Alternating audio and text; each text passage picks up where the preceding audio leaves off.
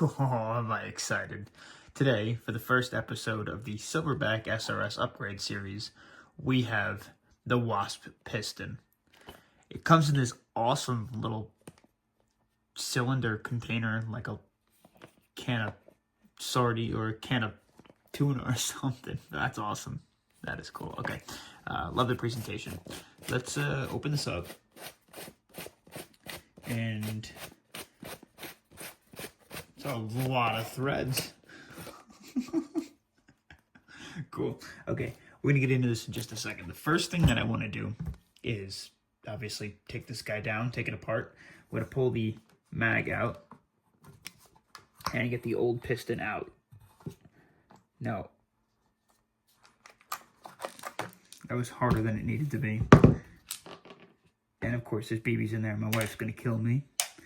Nice going. That's why we call it stupid airsoft. Perfect. We gotta unclip this guy and pull the stock down. Cool. And carefully remove your guide rod, spring, and then your whole piston. You can actually leave the bolt in. You don't have to pull that out. And we'll just kind of move this guy aside a tad bit as we get into all of the upgrade parts. So you get some O-rings. I'll explain what all this is for from my general memory. You get some more piston parts and some of your what look like brakes up at the front. Beautifully packaged. Very nice. That looks to be your piston, I think. And then we should have all of our weight different pieces in here as well. That's another piece to your piston as well.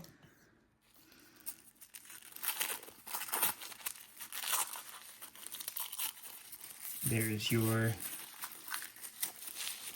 weighted cylinder. Should be another weighted cylinder in here. Also, pop this guy on open. Take a look at everything when it's on the table. Okay, interesting. And then we have our guide rod. For now, we're going to use the stock, or not the stock, but the spring that I have in the back of this. I believe it's the stock one, but I have one coming that we're going to use. So just taking a look, you have your piston body itself, the inside of the piston, I guess you'd call it. This nice heavy steel guide rod. It comes with 3 variable mass, I guess, weights that you put on the outside of the piston. Your lightest, which is just a hard polymer. Then your middle weight and your heaviest that are all nice aluminum. And they come with this awesome laser engraving, the Sniper Mechanics Wasp piston. These all look fantastic. Again, I purchased these all on my own. This entire thing was about $100 or so, and I had to ship this from overseas, unfortunately, but it came super, super quick. I got these from Empire Airsoft. Cool. You've got your guide rod and these 2 O-rings that go on the back of the guide rod. Now, I do recall, correct me if I'm wrong, the O-rings that go on the back of the guide rod used to come in with 2. The reason being is because if you notice in the back of the stock where this guy sits, there's some wiggle room, the stock guide rod. Now, this was designed to give you much less wiggle room by throwing the O-rings on there.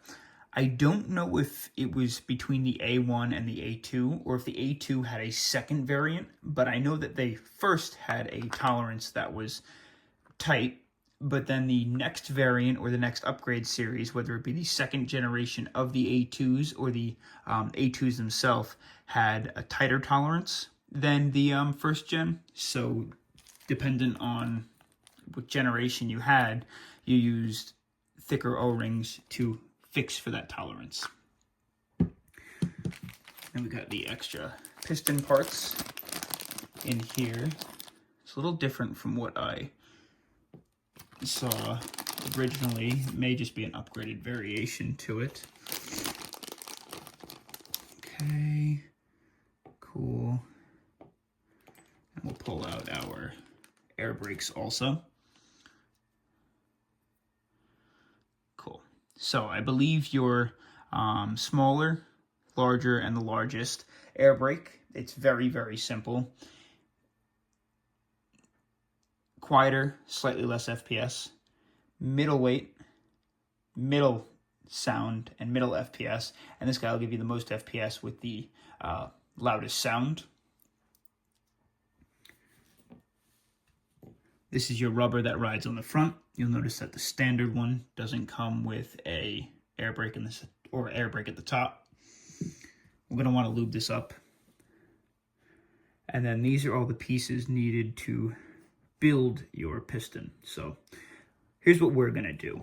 Since we're going to be running a super short barrel and a super short build on the SRS, I want to try and give it the highest probable possibility for FPS, and then obviously make it as quiet as possible too, but the highest possible FPS we can get out of the SRS since we're losing the overall barrel length. So we're going to use the heavier piston, or the heavier weight. And just to make it as quiet as possible, we're going to use our much longer air brake.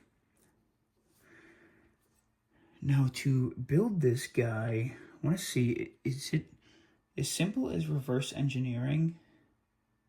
Okay, so I had to stop the video and just kind of take a second look because it's not as simple as just reverse engineering the stock piston. Relatively simple. What you're going to do is build it from the ground up. We're going to start with this spacer. I don't particularly know what all the reasons are for why we do it this way, but I'm going to explain it as best I can. Start with this spacer up at the top, just like so.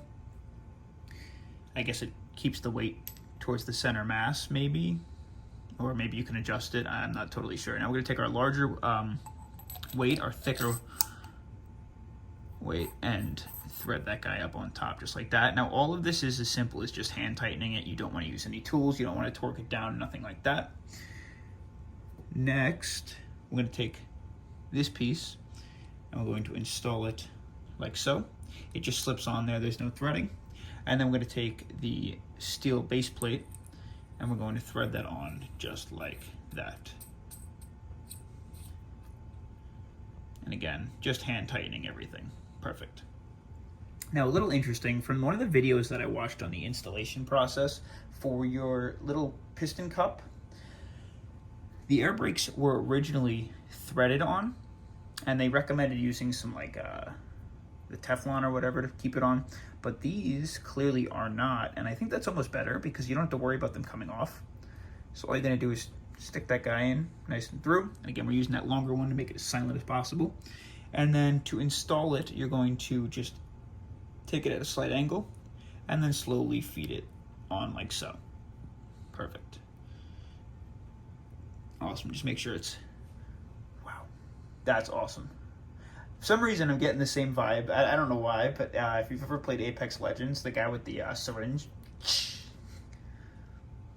a nice solid weight to that piston. Crazy cool. Okay. Placing this guy aside, our next mission is to get a hold of our guide rod, and we're going to take the two O-rings out to try and reduce as much wiggle room in the back of the stock as possible. I'm going to place both of our O-rings without twisting them around the base. Perfect, just like that. And we should notice almost instantly, we may have to put some lubrication on that guy to get it in. See how much wiggle room is here? And may have to get, okay. See how much wiggle room is there? Much less, much less. It also rides much further up the side, and I think a lot of that has to do with the fact that there's no spacing here, so maybe it's more stable vertical on this guide rod, but horizontal or vice versa, however you have it installed. This is one solid block, which is great. So it doesn't look like we're going to need to put any sort of lubrication in there. It seems to just sit perfect. That's all we're going to do. Next, we're going to install our piston. So what we want to do, again, like I said, lubrication. We're just using this multi-purpose synthetic grease from Super Lube. And we're going to want to lubricate this rubber right here. So we're just going to take a very little bit. And around the outside. And then around the inside as well. Feel free to bend this rubber back a little bit. That's what it does when it fires. Bend this rubber back a little bit, really work it on in there. You don't want to cake it up too much, because then when you're firing, you don't want any of this grease to get into the hop rubber. That'll just kill your accuracy, but definitely lube that guy up. Remember, this is an area that's going to gather the most friction. We're going to get a little bit more lubrication. I'm going to lube up the outside of the piston. Any parts that have any friction. Perfect. And then just a little bit of lube on the spring. This is starting to look like it's from the wrong video because it's going to be riding in like so. And we want the piston to slide nice and smooth on the inside of the bolt. Okay, super simple installation process now. At least it should be. We're going to maybe find a place to wipe off our hands. Let me wipe these off. Boom, squeaky clean. Okay. Now what we're going to do is install this bad boy. And I'm going to show you how to check to make sure that it's installed the best way and the most correct way possible. I'm going to slide it on into the back. It should just drop on in there. Help between this guy. Oops. Okay, so we're going to slide this guy right into the back of your cylinder. Should be a nice snug fit. Nice snug fit. I think. Oh, duh. Pull your trigger down while you do this. We got a genius in the house. Cool. And it should be able to slide all the way down. Next, we're going to glide our spring on in and our guide rod. Now, the best way that I can recommend you do this, bring it in at a slight angle, push it on in, and then up, and then just make sure that you give it a nice tap and lock this guy into place. Cool. Okay. Now, first off, we want to make sure that it's firing. I'm going to point this down into a pillow just before I show you what we got to do so I don't shoot my hand. Okay, cool. All right, so most important thing. Does it lock back? It does. Does it fire? It does. Whew, that's quiet. Did you hear that? Okay, we do it again. And now to make sure that we have a nice tight air seal, all we're going to do is place our finger over the front as tight as we can. I'm going to fire the replica. Now at this point, no air should be seeping out until I release my finger. You'll hear a second pop. That means we have a nice air seal. Air seal is super important for consistency, and especially obviously when you pull the bolt back. You don't want to lose air or tension at all anywhere in the replica besides down the barrel to keep the highest rate of FPS. But for now, don't lose these pieces. And until I can get to a chronograph, that is the Wasp piston. I'm super excited about that. I can't wait to throw in the other upgrades. Wow. Stay tuned. Hope you enjoyed. If I explained everything correctly, awesome. I'm really glad. If not, obviously feel free to let me know in the comments. Maybe this will get Sniper Mechanics' attention, and they can give us a little bit more insight on this beast. But I'm super, super, super thrilled with how this turned out. Thank you.